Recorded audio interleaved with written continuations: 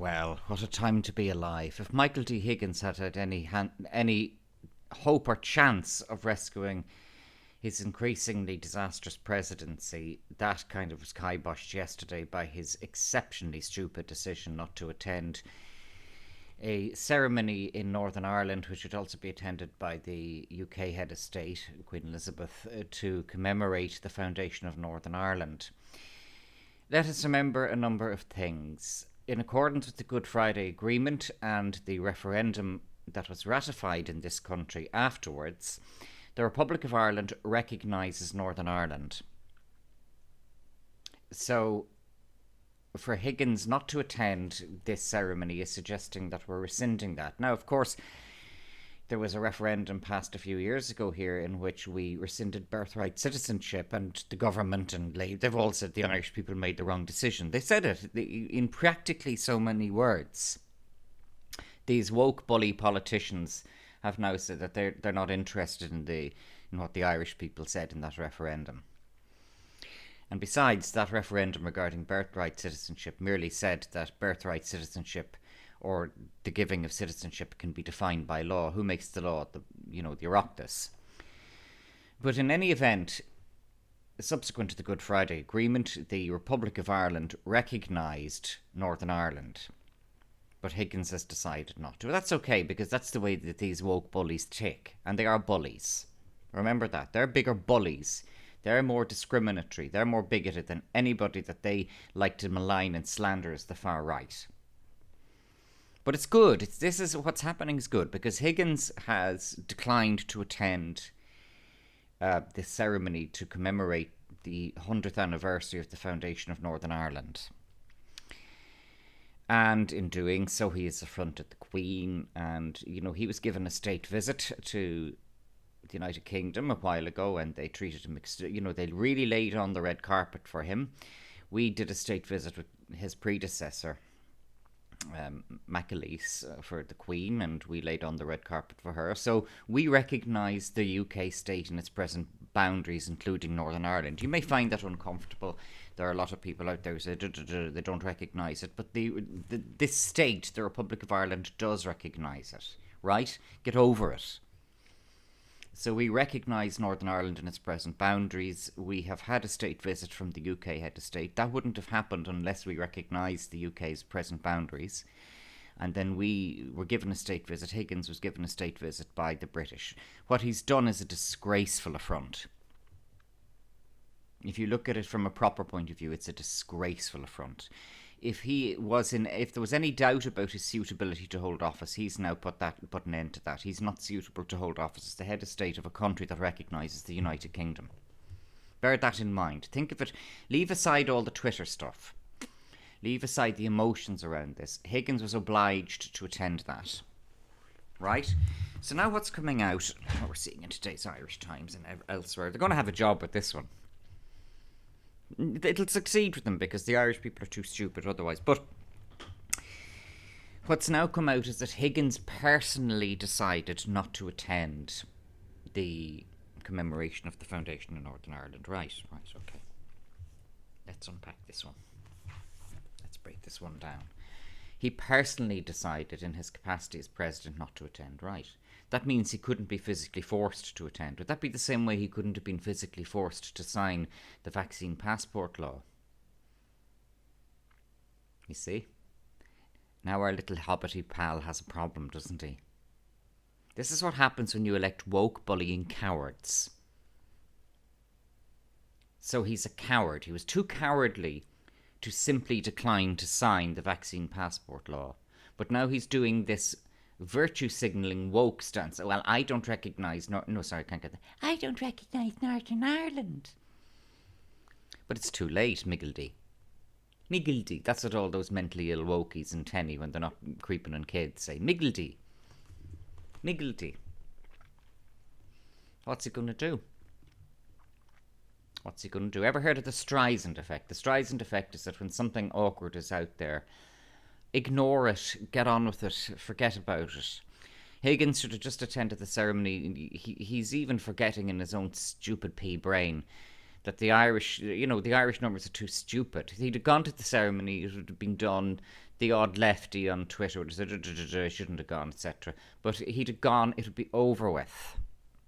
Instead, he has created an issue for him. This is the Streisand Effect. It's brilliant because we are seeing now, it's like draining the swamp, we're seeing the really, really shitty calibre of the people in charge of this country. The fifth-rate people who make the decisions in this country. Fifth-rate individuals. Higgins is a fifth-rate individual. You know? He's the head of state here. He was invited to a thing that would be attended by the UK head of state. That's an appalling affront. That's an appalling affront. I'm embarrassed by it. I'm embarrassed. But Higgins has embarrassed me before. It's not the first time I've been embarrassed by him. But, you know, this is an important process we're going through. Don't worry about it. You know, the Brits aren't going to release Trident up Dublin Bay. It's okay. But, you know, if we ever wanted politicians to disgrace themselves, we have Varadkar, we have Higgins, we have Ryan. Oh, man. We've got manure in charge of this country. We have Scudder in charge of this country. One of them, who's worse? Jesus. Varadkar and his Downing Street thing, or using bad language in the White House at the socks for Trudeau, or Ryan and his wolves in the Bog of Allen with his eyes spinning. It's interesting, actually. Now I'm on the subject of Ryan. People are, you know, Ryan came out with this thing at the drink-in for the Green Party, you know, high-speed rail here, there and everywhere. And even his followers are saying this is deranged. This is nuts, what they're coming out with. But Ryan, of them all, Ryan is the most visibly psychotic. You know, not psychic, the most visibly psychotic. I mean, the rest of them are fucking batshit crazy as well. I said this in my most recent previous video. They're all fucking nuts. But Ryan is the most visibly one, but Higgins is now contending for this. That was nuts what Higgins did, not going to that thing.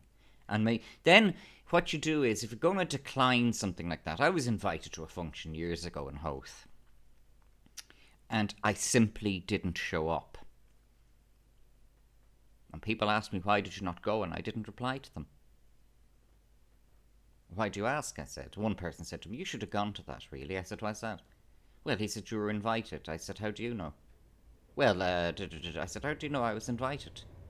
Well, he said, I'm assuming you're invited. Okay, well, I said, keep assuming. But you should have, I said, that's it. And somebody else said to him, just shut up now. Somebody else, the third party said to your man, shut up, leave it. You know, don't comment. I was invited to something. I didn't want to go for reasons that I don't need to extrapolate on. I don't like those soirees anyway. Oh, finger fucking food and wine, don't even drink alcohol. But one would go, and I go to many things that I'm invited to. I usually accept invitations, I go to many things I'm invited to out of courtesy. You'd show up, you don't have to stay very long. You show up, you shake a few hands and talk to people and have a glass of orange juice, a cup of coffee or something. And then, you know, you say, well, I have to rush now. But I didn't even reply to the invitation. I just pretended it hadn't happened. And that's the way to do it. You pretend it doesn't happen. You ignore it. That's interesting. The fanatical, dangerous bullying cranks and Tenny, you know, got together this petition to dictate editorial policy to the Irish Times. And the Irish Times responded. I have to hand it to the Irish Times. They responded the best way possible. The Irish Times completely ignored it. All these cranks want is attention anyway. They are energy thieves. So there was this petition that they make demands and that the Irish Times consult with and liaise with the various NGOs. You know, the Irish Times, they didn't even tell them to fuck off. The Irish Times just ignored them. Brilliant. That's what I would have advised them to do. Brilliant. The Irish Times ignored them. It was last week's fucking Twitter hysteria. It's all vanished now. You must remember that the woke of bird brains, you know, the soy and the hormones that they've taken, the girl juice as they call it, rots their fucking brains. So they've moved on to the next thing to fucking shite themselves about. I think they piss out their vaginas, these trans men. No, well, I mean, they do. I think they shit out them. I don't know where they shit out of. No, I think they probably still shit out of their arses. You know, but like people have been messaging me, where do you think tranny men, mentally ill men, sorry, where do you think the mentally ill men who've had their balls cut off and their penises inverted, where do you think they shit out of? I said, I don't, fucked if I know. you know. It's not something that I give a lot of thought to. But anyway, you know, they're all wetting the bed over something else now. The trannies are. So, you know, it's moved on. And if Higgins had gone to the Northern Ireland thing, it would move on. But no. He has to, you know, the Hobbit has to virtue signal. It is comical, isn't it? It is comical to watch these fifth-rate insider little trot marks that fall apart and consume each other. Around the 6th of January this year, I was, you know, communicating with others, and we all, kind of around about the same hour, would you believe, came to a particular chilling conclusion. It is a chilling conclusion, that the situation is irreconcilable, and that there's a whole load of humanity out there that are really, in effect, a different species from us. We're not going to... I saw it around the 6th of January with Trump and the Capitol and all that carry on. And then you'd go up for coffee and Howth and look at that disgraceful carry on with Trump. What did he do? I said to them. Well, you know what he did. No, you tell me. You're saying it's disgraceful carry on. You tell me. Bear this in mind. That's a burden of proof. They're making a claim about Trump. Okay, you've made a claim about Trump. What's your evidence? And RTE. Okay, right. Very good. Yeah, nice talking to you anyway. That's not... I mean... Thomas Sheridan says don't engage with them. No, I mean, I don't engage with them, but you let the baby have its bottle. You have to listen to fucking thunder, you know, so let them talk. Let them talk, you know. I found when I started studying law, and I did go to law school, I didn't pass the exams, but particularly when I started litigating, it changes your way of thinking, and then you say to yourself, this way of thinking should be taught in schools, and it's not. So one of the things that you come across is, in a criminal case, the entire burden of proof is on the state, or the Crown in the UK. They have to prove you're guilty. You don't have to prove anything. Always bear that in mind. You don't have to prove anything in a criminal case. In a civil case, it's somewhat different. So in a civil case, if you're making a claim against somebody, you can put in your affidavit, or when you're giving evidence under oath, you can say, the following is hearsay, the following is conjecture, the following is speculation on my part, and that will be admitted in evidence by a judge, but it will be admitted as qualified as hearsay. But that will not be tolerated in a criminal case. So a lot of people look at prosecutions that are civil prosecutions. They think it's following the kind of burden of proof that a criminal case follows. It doesn't. There's a much wider scope in a civil case, sorry. And if a claim is made against you in a civil case, you pretty much have to respond to it. Even just to say, I deny it. That's good enough, by the way. You know, I claim that Mr. Morris is liable for XYZ ABC. I write back, I put it in an oath, I put it in a defence, I deny this claim. That's good enough, but you have to respond. If you're silent about it, it could be used against you in a civil case. There we go, we're getting to the root of it. In a criminal trial, you have the right to remain silent, and not only do you have the right to remain silent, but you have the right to have that silence not used against you. So your being silent doesn't in itself count against you. In a civil case, your being silent can count against you. Right, so what am I getting at? I'm getting at the fact that we look at a situation and we look at it with our own two eyes and our own ears. And Jamie Fletcher said this, and he's right. It was Jamie got me to think about this in those terms. Jamie forced me to, or encouraged me to think in a different way from previously. Thomas Sheridan has encouraged me to think in a different way from previously. Many people out there have. Jamie put a post on Facebook in which he said, if the evidence of your own two eyes and ears says XYZ, and you are continuing to claim ABC, then you are a victim of a cult. Full stop. You are a victim of a cult. And you must remember that a cult will never call itself a cult. So I'm calling the transgenders a cult. They are. They follow every definition of a cult. The trannies. They follow every definition of a cult, including, you will see how they will get a member of the cult isolated and alienated from their real family. And I have my new family now. Yeah, of course you do. That's a real cult thing. You know, cultish behavior, you see it everywhere though. So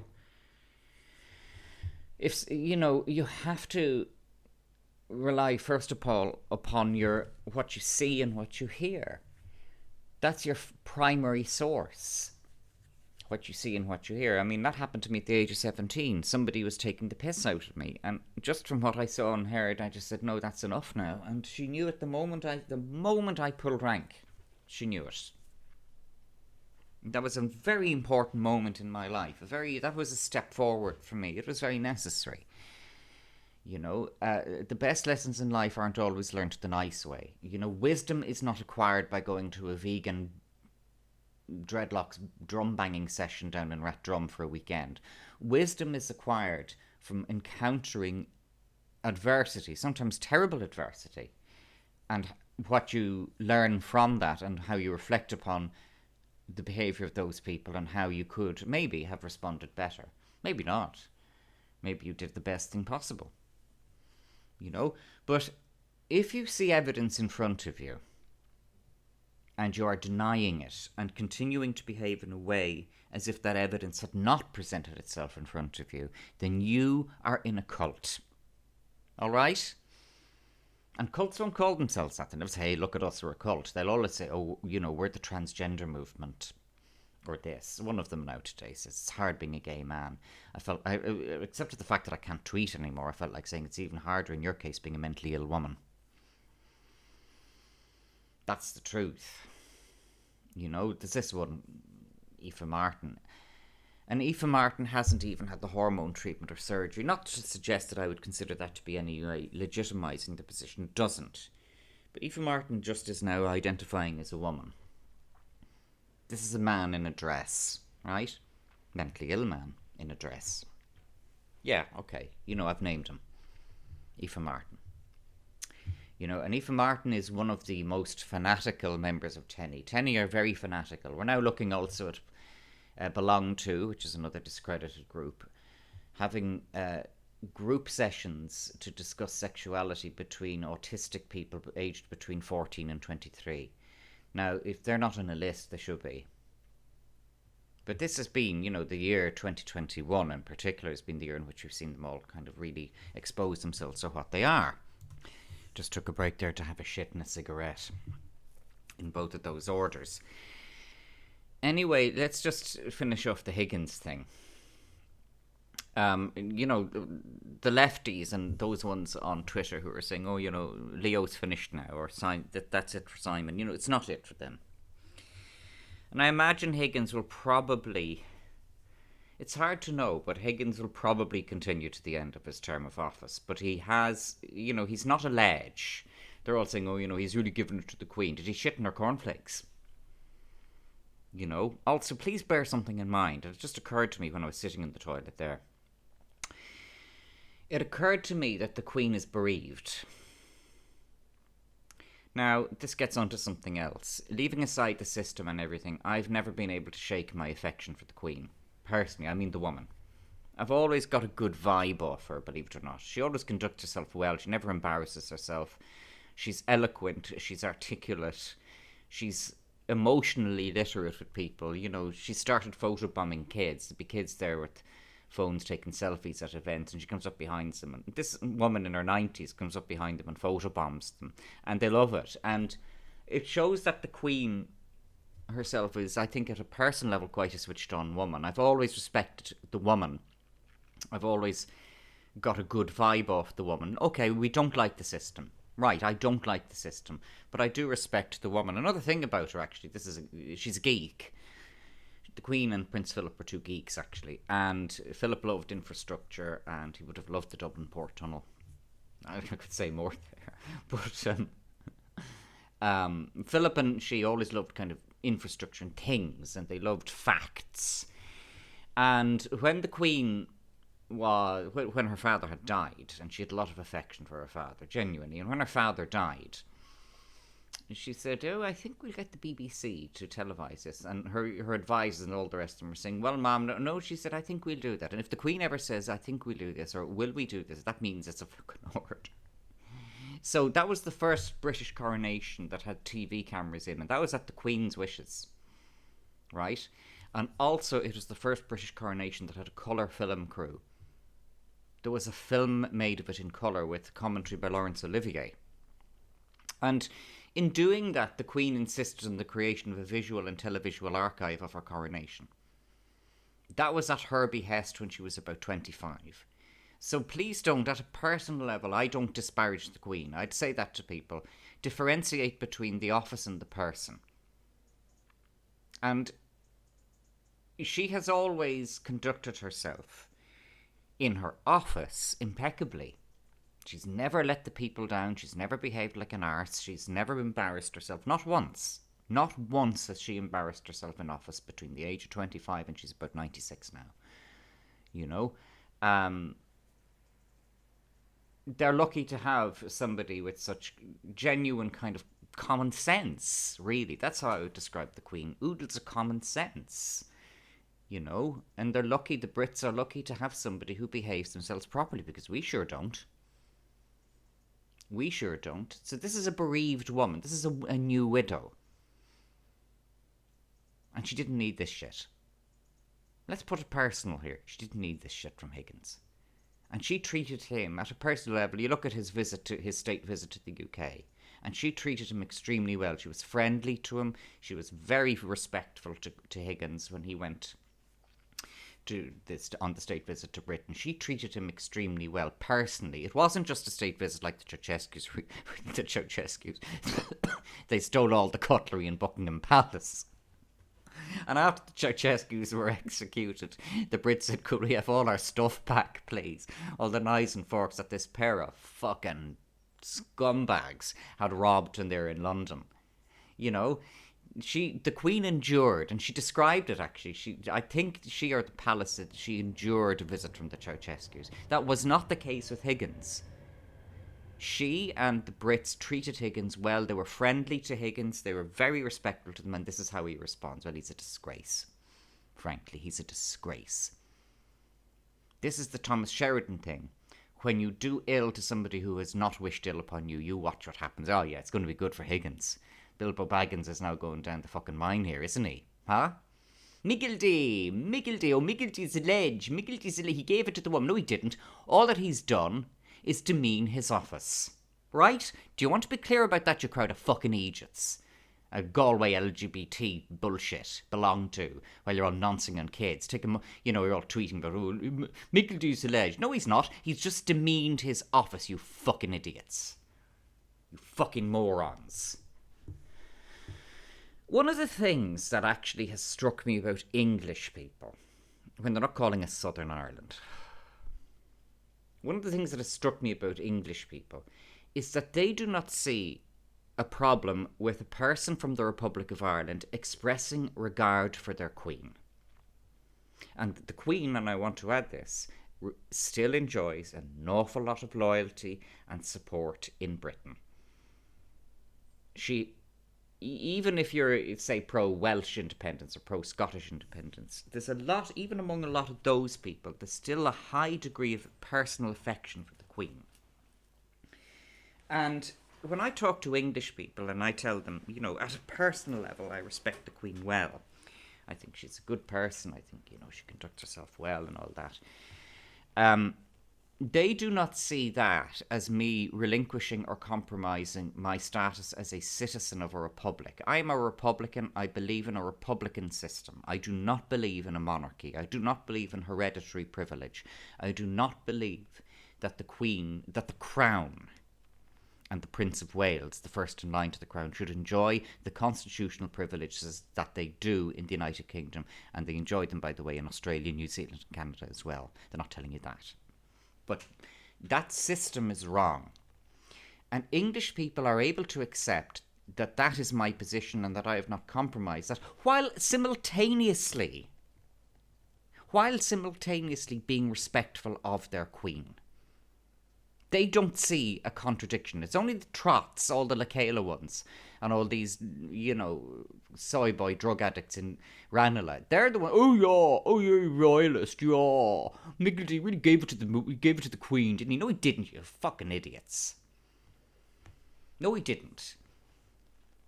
It's not a dichotomy. It's not. There's no cognitive dissonance in me saying that I'm a citizen of the Republic of Ireland. I enjoy being a citizen of a country that can elect a head of state, for better or worse. And we have a directly elected president. The Americans don't even have a directly elected president, for fuck's sake. We have a directly elected president. You end up with what you elect, though, don't you? This is what I said about February 2020. The Irish people let Fine Gael back in, and sure, the rest is history, isn't it? The rest is history. But let's get back to the issue of what you see in front of you and evidence. Because there are three macro events that, in my opinion, are correlated. At least three. Conservatively, though, just to be careful, I'll start with the assassination of John F. Kennedy, I'll move on to 9/11, then I'll move on to coronavirus of 2020. Because I believe they're all linked. It has always been my position, I think it more than ever, looking at what I'm seeing out there, is that the one big overreaching narrative of the people who are in the shadows calling all the shots here, because we don't know who's behind all this. We can say it's the Illuminati, but we don't know. We don't know. But what I do know, and what I really do think, is that the evidence in front of me is that the only show in town is global depopulation. I may be wrong. I've been wrong in the past. Not often, but I have been wrong. That sounds boastful, but I tend to get right at these things. I think the only thing they want is global depopulation, and I believe that they reached that conclusion conservatively at the end of the Second World War. And I think more so upon the establishment of Communist China, because Communist China has to be watched. Am I suggesting that Communist China is a threat to us? I don't know.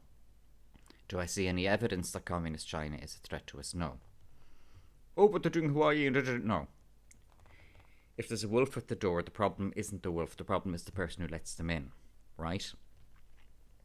So I frankly do, I'm not losing sleep over Communist China. I have to be frank with you. There's other things I'd lose sleep over long before Communist China. But it's what George Orwell wrote in 1984. The decisions are made globally, not even Oceania, East Asia or Eurasia. Those three superstates in 1984, they had an agreement that they perpetuate this pretend war. So, there you go. But the Georgia Guidestones are not put up as a cattle grid. They're not put up, as a lightning conductor. They were put up for a reason. And the reason they were put up was to tell people who are sentient, like us, what the fuck is going on.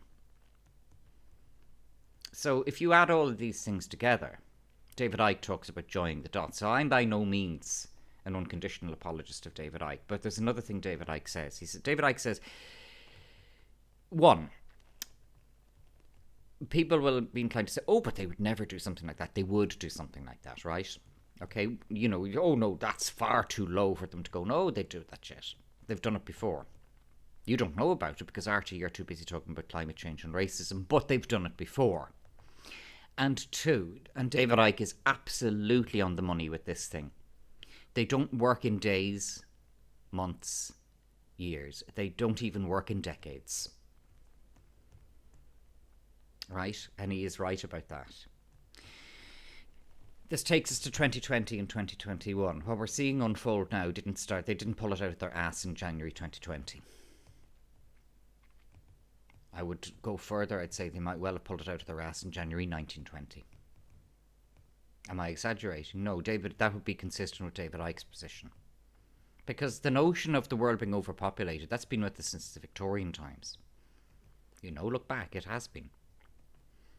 So this notion of there being too many useless eaters around, that's not a newbie. That's not by any means a newbie. So then they're all sitting down, 1920, and saying, well, how can we deal with this? We don't have the resources, we don't have the oil, we don't have the coal. What can we do? How do we deal with too many useless eaters? Right.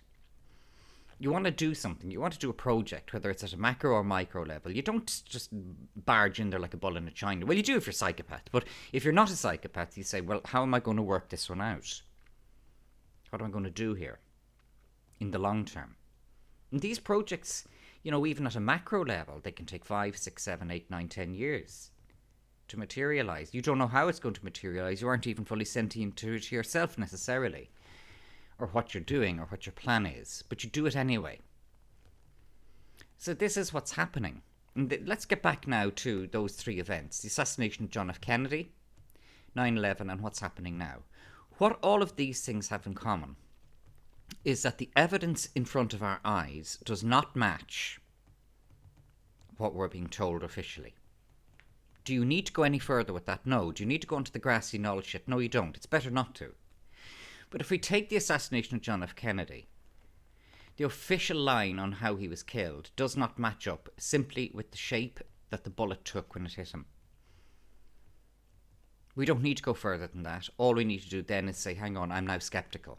Right?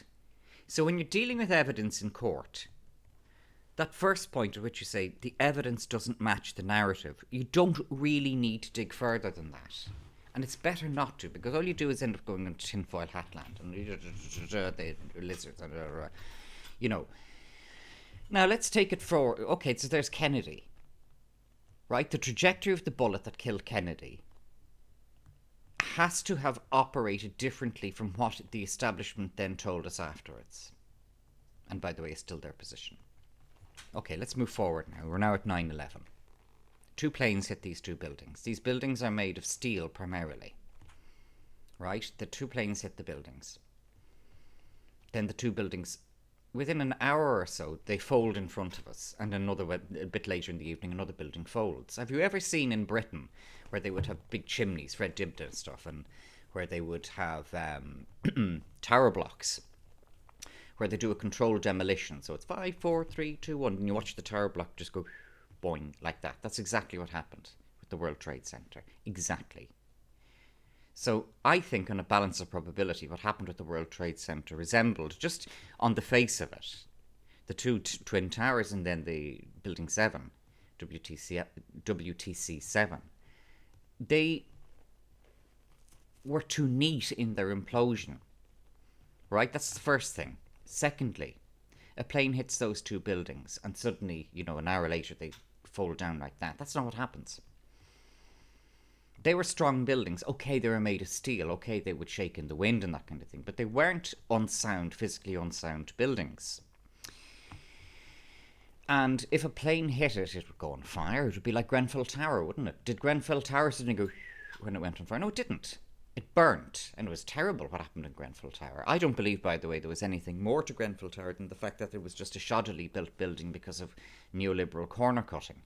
I don't believe there was any hidden agenda with Grenfell Tower, but you can use Grenfell Tower in comparison to the World Trade Center and say, well, that's what happens.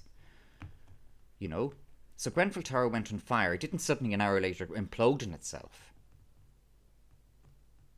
So what happened? Well, we don't know. Will we know? Unlikely. But I do have my own theory based on surmise, right? The following is Christian Morris's surmise. After 9/11, all of a sudden, the US government pulls out the Patriot Act, And what does the Patriot Act do? Well, what it basically does is it ends people's civil liberties. That's what it does. So, you've got all the wokies, the Irish wokies, saying, oh, Guantanamo Bay. Well, okay, right. Guantanamo Bay is an affront to civil liberty because, it completely affronts the notion of habeas corpus and the right to a fair trial, etc., etc., etc., etc., etc., etc. But you don't draw the correlation between that and the fact that, what's happening after then. So these are the same people who say that they're pro-choice, but they're not pro-choice in relation to wearing a mask or in relation to getting the needlecraft. These are the same people then who say, oh yeah, we're anti-system, but get your vaccine, we're all in this together, nobody's safe until everybody's. This is one Andrew Flood on Twitter, and I look at Andrew Flood's account and I find it hard to believe it's not a spoof. It's like Titania McGrath But it's not a spoof. Even the, kind of the vagina face he has, it's like Tanya McGrath. And he has this thing on his profile picture, we're not safe till everybody's safe. That's the voice of a tyrant. I mean, he's probably too stupid to realise that, but we're not safe till everybody's safe. That's totalitarianism. But, hey. So, after 9/11, those two buildings are allowed to collapse in front of us. The third one is allowed to collapse in front of us. All civil liberties thrown out the window. You now get basically fingered when you go to the airport. You can't fly here, there, and anywhere, and all the rest of it. The disparities that exist in front of our very eyes are allowed to stay there deliberately. It's a gaslight. It's done to befuddle you, right? It's the same with the Kennedy assassination, right? And it's the same with the coronavirus. Now let's take that down to a micro level. So I've talked about the macro. On 3 occasions at the end of December 2020, 2 occasions December 2020 and January 2021, one particular occasion, a woman says to me, I was talking to her in the supermarket, she was wearing a mask, and she says to me, do you mind standing back? No, not at all, I said. Why? I said, are you social distancing? Well, yeah, she said, but you also have very bad breath. Right, I said to her. Now, I wasn't offended by that, but I did say this to her. You're wearing a mask, and you can smell my bad breath through your mask. And then, as I said, later on in December and then in January, 2 other people mentioned it as well. So it must be really bad, actually, if people are saying that to me and if they can smell it through their masks. But I said to them on all of those occasions, if you can smell my breath through the mask, that should be evidence to you that the mask really isn't very good. And so Thomas Sheridan says, beep boop, does not compute. Doink, the word, the Windows X, or XP. Remember the Windows XP mistake? Dank does not compute. But no, it doesn't go in. It beats the shit out of me. It doesn't go in. And that at a micro level should be evidence to people that wearing a mask and the narrative you're getting isn't accurate. So do you need to go any further with that? No, all you need to do is take the mask off. Because if you take the mask off, then you're beginning to move out of the cult, aren't you? It's the same with 9/11. The planes hit the towers. The towers should have stood there, maybe burnt up, maybe even gone buckety. Maybe they could have bent a bit. And they did, actually, if you see that. When the Soviet Union collapsed, they demolished old hotels. I think it was the Hotel Ukrainskaya in Moscow. They demolished, and they discovered in the walls of it there were explosives throughout the building. From the top to the bottom of this old Stalinist hotel built in the 1930s or 1940s in Moscow, the whole building was riddled with explosives. They could have pressed a button and brought that building down. Whoever was in charge there in the USSR. Right? I remember reading that and taking very careful note of that. Somebody had put the explosives were built into the building and they were live explosives. So when they began to demolish the building, after the collapse of communism, this would have been the mid-1990s, they began to just demolish this skyscraper wedding cake hotel in Moscow. They didn't know this. And they opened up Jesus Christ, they said. There were live explosives ready to go off. So they all evacuated and they went back then and checked out the building. The whole building had cavities throughout it full of explosives. Does that mean that the World Trade Center did? No, it doesn't automatically follow. Think of your rules of evidence. The fact that one thing happens in a separate occasion doesn't prove something else. But it implies something. What it implies is that there was a strategy in place regarding that hotel in Moscow where they could press a button and they could bring it down. So that means they'd a system, they knew what to do there. They'd worked that one out. They'd got that building ready to be controlled, demolished. You press the button, the explosives go up the building, they bring it down. Does that sound familiar? Right? That's all I'm saying. Am I suggesting that it happened in the World Trade Center? No, I'm not suggesting that it happened in the World Trade Center. What do I think happened in the World Trade Center? The most honest answer, never be afraid to say this, I don't know. So, all the tinfoil hats and all the truthers are there saying, why not just say, I don't know? Jesus Christ, I'm a guy, I'm 47 years of age, I live in Howth in Dublin. How the fuck could I know what happened in the World Trade Centre? All I'm doing is speculating. That's all that this is. That's all it is speculation. What happened in the World Trade Centre? Answer, I don't know. That's okay. I'm not in government. But there are these three things. The assassination of Kennedy, the World Trade Centre, and what's happened since 2020. COVID-19.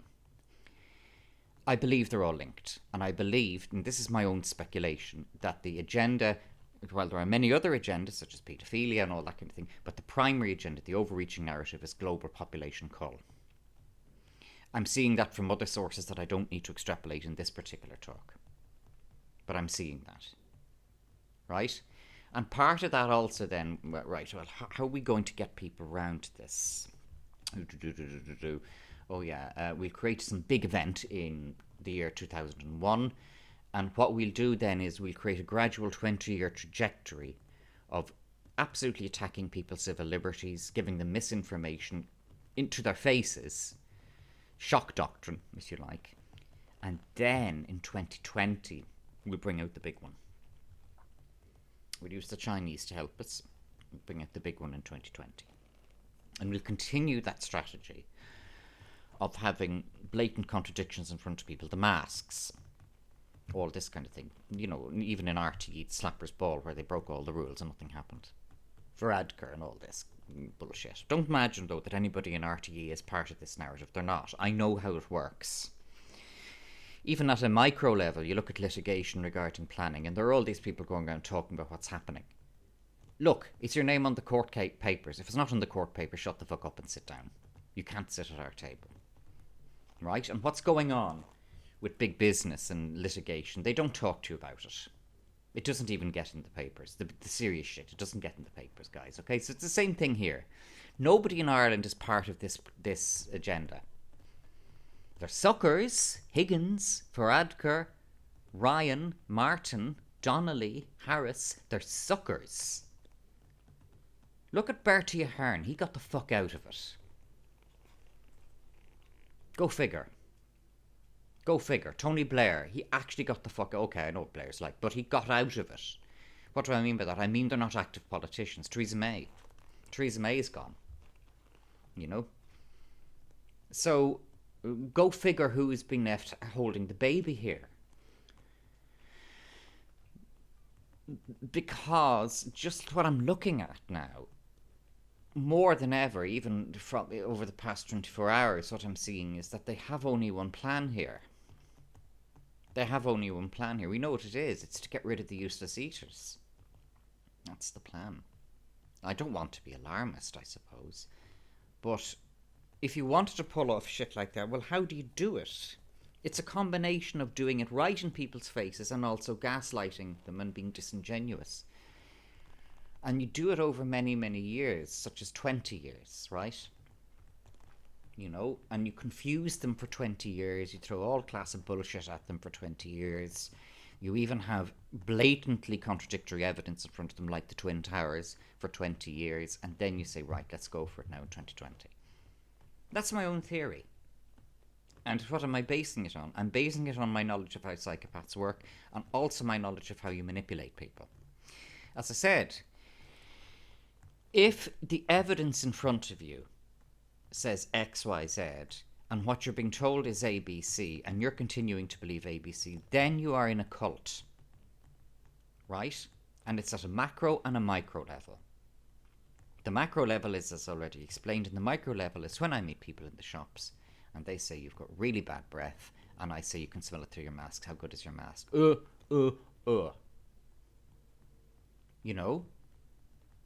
These things, you're